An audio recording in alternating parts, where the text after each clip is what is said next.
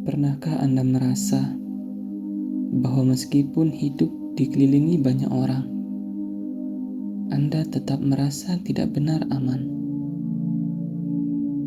Pernahkah muncul rasa gelisah di tengah kesibukan, seolah ada ruang kosong di dalam diri yang tidak bisa diisi oleh harta, jabatan, atau bahkan orang-orang terdekat? Dan pernahkah Anda bertanya dalam hati, apa sebenarnya yang benar-benar melindungi diriku? Jika Anda pernah merasakannya, Anda tidak sendirian. Lebih dari 2.500 tahun yang lalu, seorang raja yang kuat dan dihormati, Raja Pasenadi dari Kosala, dilanda pertanyaan yang sama.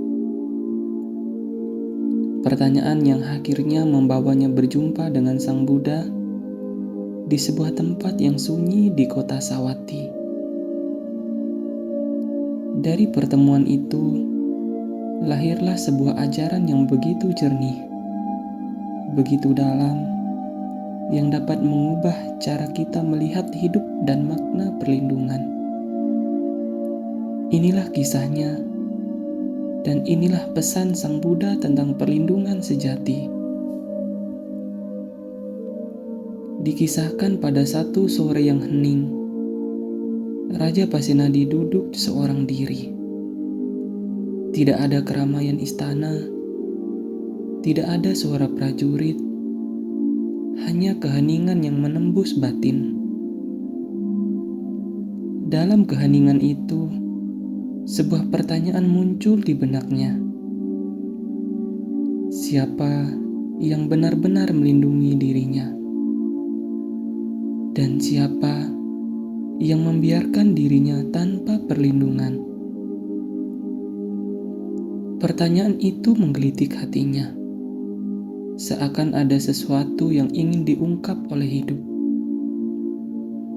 Raja lalu merenung bahwa mereka yang melakukan perbuatan buruk melalui tubuh, ucapan, dan pikiran sebenarnya hidup tanpa perlindungan.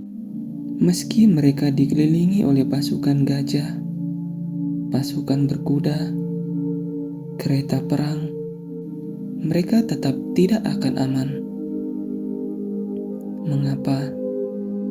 Karena perlindungan itu berasal dari luar, bukan dari dalam diri.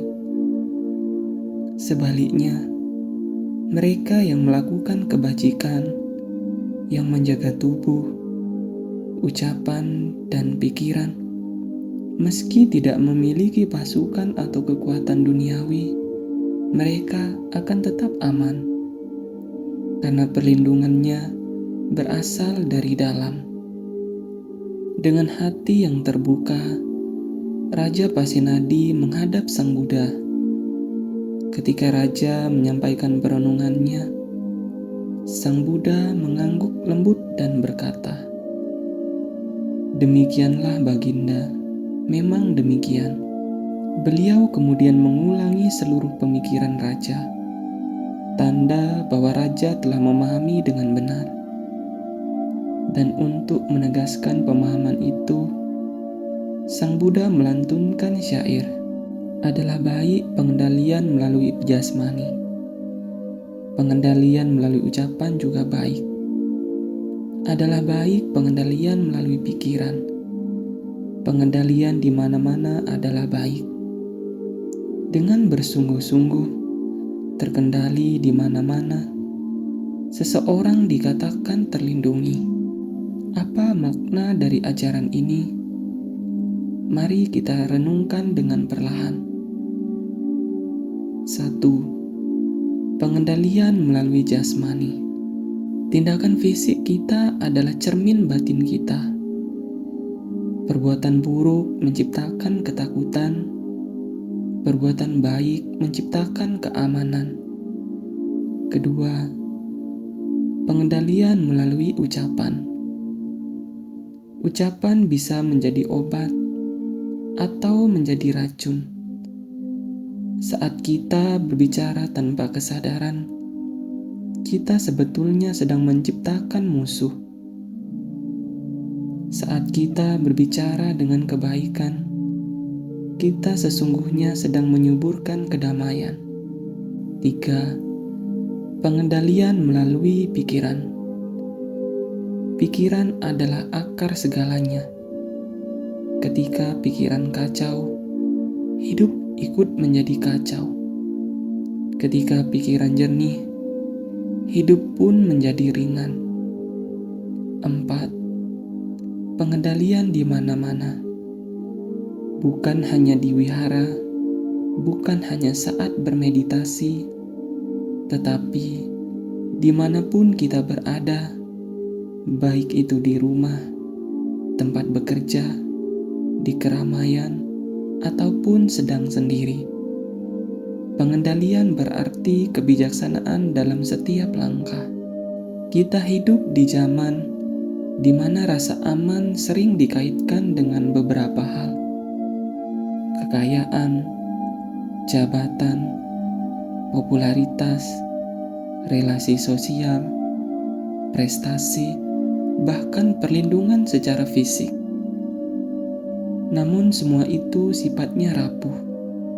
Tidak ada yang benar-benar pasti. Ajaran Sang Buddha mengingatkan bahwa perlindungan terkuat adalah kebajikan yang kita bangun dari dalam diri. Ketika kita menjaga tindakan, ucapan, dan pikiran, kita tidur lebih tenang, kita berjalan lebih ringan, kita berbicara tanpa takut, bahkan kita menghadapi masalah dengan kejernihan batin. Perlindungan itu tidak bisa dicuri, tidak bisa dirusak, bahkan tidak bisa digoyahkan. Bagaimana cara mempraktikkan ajaran Sang Buddha ini? 1. Latih pengendalian tubuh. Hindari menyakiti, bangun kebiasaan membantu, dan berbuat baik meski kecil. 2. Latih pengendalian ucapan.